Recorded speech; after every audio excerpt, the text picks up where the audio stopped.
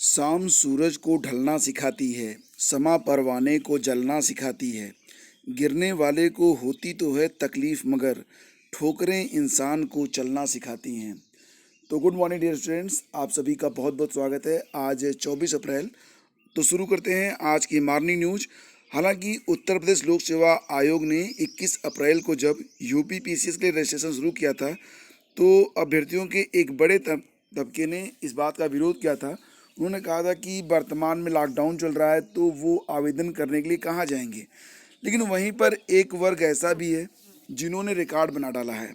21 अप्रैल से आवेदन शुरू हुआ है। महज 3 दिनों में यानी कि 23 अप्रैल की शाम तक 65,000 अभ्यर्थियों ने पंजीकरण कर लिया, जबकि 25,000 ने फॉर्म भरकर उसे सबमिट भी कर दिया। 35,000 ने फीस जमा कर दी है। ऑनलाइन आवेदन सबमिट करने की अंतिम तारीख 21 मई है। लेकिन एक बात का ध्यान रखिएगा कि 18 मई तक अगर आप रजिस्ट्रेशन करके फीस जमा नहीं कर पाएंगे तो फिर आवेदन करने से आप वंचित रह जाएंगे। तो यहाँ पर एक बात देखने योग्य ये है कि बहुत सारे अभ्यर्थियों में खासा उत्साह है और वो तेज़ी से आवेदन भी कर रहे हैं। और इस बार जो पदों की संख्या है वो काफ़ी कम है। पदों की संख्या मात्र अभी 200 है।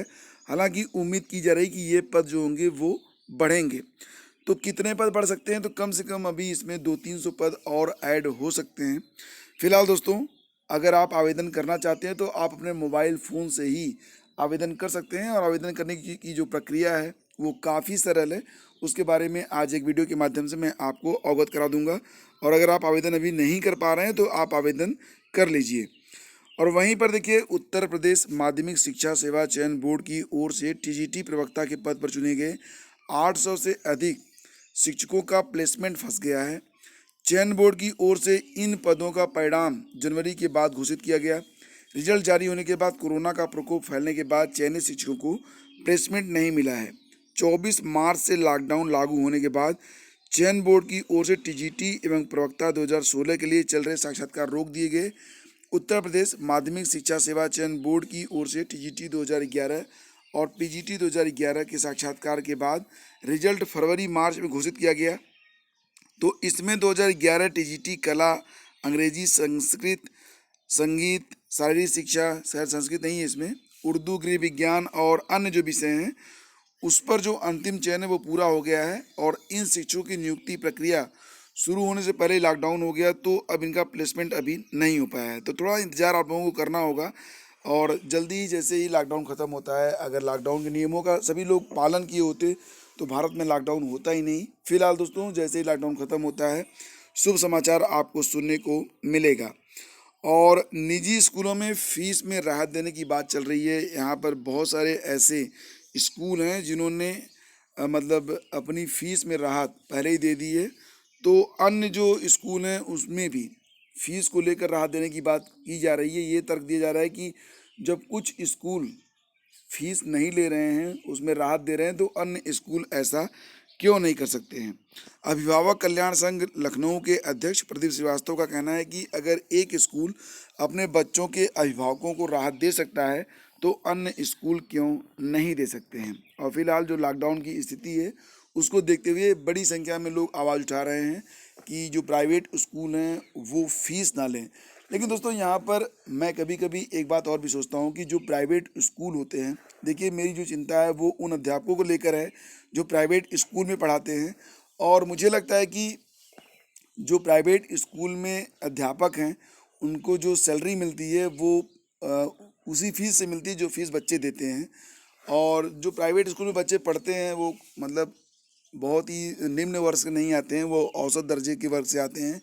तो फीस में कटौती होना अलग बात है, लेकिन पूरी फीस न देने से इन अध्यापकों की सैलरी पर क्या प्रभाव पड़ेगा, इस पर भी विचार जरूर होना चाहिए। क्योंकि भाई सबको पैसे की ज़रूरत है, जीवन यापन तो सबको ही करना है। और शोध को दोबारा इस्तेमाल करना भी चोरी, ऐसा यूजीसी ने कहा है। यूजीसी यानी कि विश्वविद्यालय अनुदान आयोग ने शोध कार्य की चोरी पर सख्ती का दायरा बढ़ा दिया है। नए आदेश में कहा गया है कि अपने पुराने शोध को नए सिरे से पेश करना भी साहित्यिक चोरी माना जाएगा। इसमें भी वही कार्रवाई हो सकती है जो साहित्यिक चोरी के मामले में होती है। अभी तक खुद के शोध को दोबारा इस्तेमाल को लेकर स्पष्ट दिशा निर्देशों का अभाव था। यूजीसी के सचिव रजनीश जैन ने कुलपतियों को पत्र लिखकर इस आदेश का क्रियान्वयन सुनिश्चित कराने को कहा है। इसके तहत यदि कोई भी शोधकर्ता अपने पुराने शोध को बिना उसके संदर्भ के दोबारा पूर्ण या आंशिक रूप से इस्तेमाल करता है, उसके आंकड़ों को नया बताकर इस्तेमाल करता है या पुराने शोध को नया बताकर फिर से प्रकाशित करता है, तो यह शोध कार्य की चोरी माना जाएगा। बता दें कि कई बार एक शोध कार्य पर दूसरे संस्थान से वित्त हासिल कर उसे थोड़े बदलाव संग नए शोध कार्य के रूप में पेश कर दिया जाता है। तो ऐसा तो बहुत ज़्यादा होता है, तो ऐसा होना भी चाहिए था कि शोध कार्य को दोबारा इस्तेमाल में न लाया जा सके। तो ये एक अच्छी पहल है।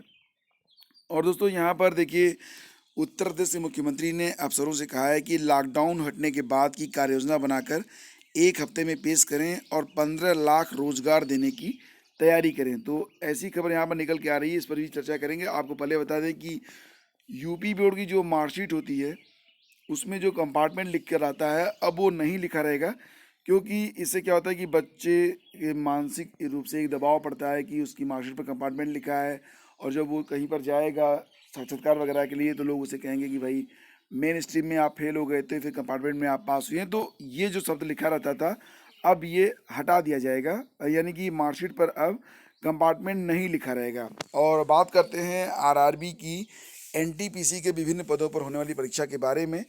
तो रेलवे भर्ती बोर्ड की ओर से ली जाने वाली एनटीपीसी यानी कि नॉन टेक्निकल पॉपुलर कैटेगरी के विभिन्न पदों की परीक्षा में शामिल होने के लिए लाखों युवाओं को अभी लंबा इंतजार करना पड़ेगा। बीते वर्ष ही लाखों की संख्या में एनटीपीसी के विभिन्न पदों के लिए आवेदन लिए गए थे, लेकिन लॉकडाउन की वजह से रेलवे बोर्ड अब तक परीक्षा संचालित करने वाली एजेंसी का चयन नहीं कर सका है। तो देखिए, एजेंसी का चयन होने के बाद ही ये प्रक्रिया आगे बढ़ेगी। अभी बड़ी संख्या में जो अभ्यर्थी हैं वो इंतजार कर रहे हैं कि उनकी परीक्षा कब होगी। हालांकि ये परीक्षा बहुत पहले हो जानी चाहिए थी, लेकिन एजेंसी के चुनाव न होने की वजह से और जो उस समय एजेंसी थी उसे सस्पेंड किए जाने की वजह से ये परीक्षा अभी नहीं हो पाई है। देखिए, 25,000 से ज़्यादा गैर तकनीकी पदों के लिए तकरीबन 1.25 करोड़ से अधिक आवेदन आए हैं। आरआरबी इलाहाबाद में 10 लाख से ज़्यादा आवेदन आए हैं। तो फिलहाल सभी अभ्यर्थियों को थोड़ा इंतजार अभी करना पड़ेगा आरआरबी एनटीपीसी के लिए।